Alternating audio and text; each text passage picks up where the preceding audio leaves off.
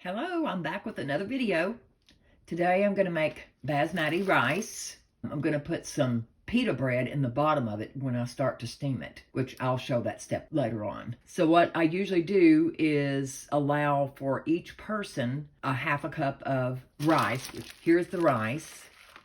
And I always use basmati. There is other kinds. There's like jasmine. This is basically long grain rice, but it's good rice. It steams up and cooks up really nicely. So I'm going to take 1/2 cup per serving.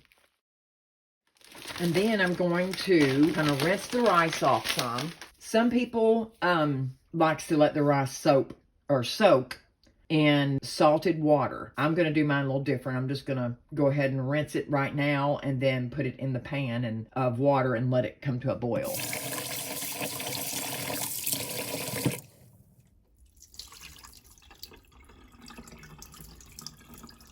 Okay, that should do it.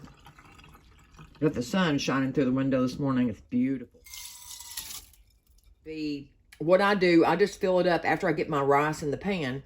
I fill it up maybe about 2 inches above the rice, because as long as you got lots of water for it to cook in, because you don't want to cook it all the way in this pot. The way I do it is I'll bring it to a boil and then turn the heat down and I'll let it cook for like 5 minutes. Also, while you're waiting for it to come to a boil, you need to salt it with, I don't know, I'd say about a teaspoon, maybe a little more. I usually put about 2 teaspoons, I think.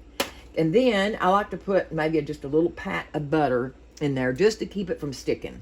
And just let it come to a boil. And then the turmeric, that's a spice. It makes the rice yellow.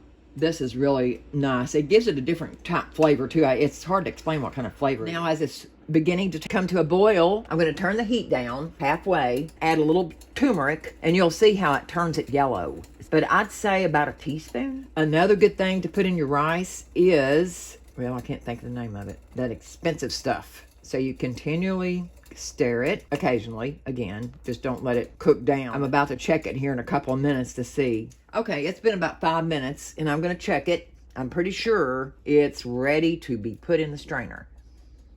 So I pick up one. And yes, it's getting pretty tender right now. So if I leave it any much longer, it's going to be mushy. We don't want rice that's mushy. And then turn it off. So now I'm going to go strain it in my strainer over the sink.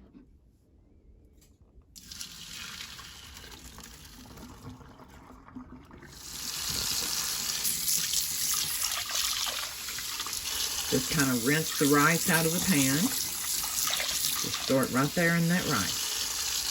And then let it set and drain for a minute. So while my rice is draining, I usually rinse it out really good and get the little film off of the inside edge. I'll put probably, it's just personal preference, however much butter you would like to put, it don't really matter. But as long as you got enough, that's a little bit too much. But I'm putting butter, or the bread in the bottom of it. So just let that kind of melt in there. Then you can put your bread in, the pita bread. So you just take this and just tear it into pieces and put it in the bottom of the pan after your butter melts a little more. And sometimes I use oil, but I usually use butter if I'm just doing plain old steamed rice. So what I'll do, I'll just go ahead and be laying it out at the bottom, like in little pieces like this.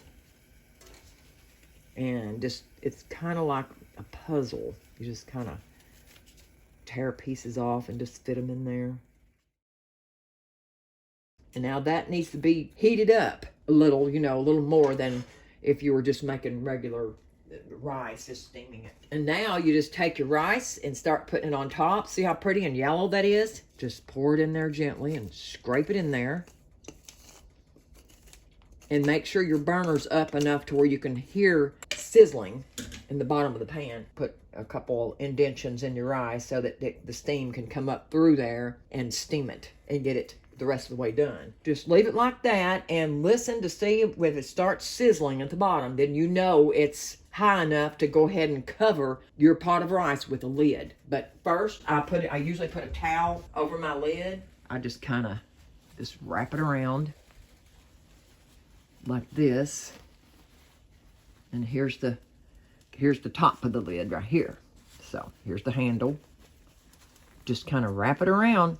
There's my lid, and I just wrap the towel on top where I can still grab it and kind of do it tight too, kind of. And then you're going to put that on top of your rice and let it steam. But first, I'm going to turn it down a little bit because I believe I've got it on like number 3, which is below medium. And you need to turn it down to like simmer. It should be like maybe even lower than simmer. So there you can see that it's sizzling. And you don't want the bread in the bottom to burn. So that's why you need to turn it down after it starts sizzling. Now, and I'm going to turn it down to like simmer, like pretty low, because you don't want that bread to burn. And believe me, it's easy to burn. Put the lid on, just squeeze it on there real tight, like make sure the edges are on good, and just keep it covered. It takes about maybe 15-20 minutes. It don't take that long. Set this aside. Yep, it's steaming away, and it looks like it's all fluffy, so that means it is done. I'll go ahead and turn the burner off, and we'll check out the bread at the bottom. So first, I'll go ahead and get me a little bowl of it. Taste it. You can still hear it sizzling. Now let's take the bread out. Hopefully it's not burnt. And no, it is not burnt. And I think a little bit longer would have burnt it. Got to be careful because it's very hot. So there we are. There's the bread. And it's like crunchy.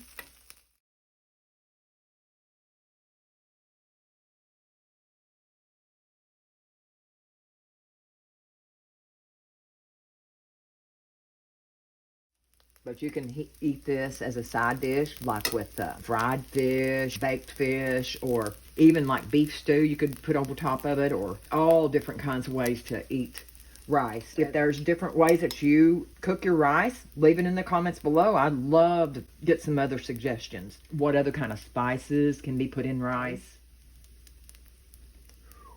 I'm going to try a bite of this. Ooh, if I don't burn my hand.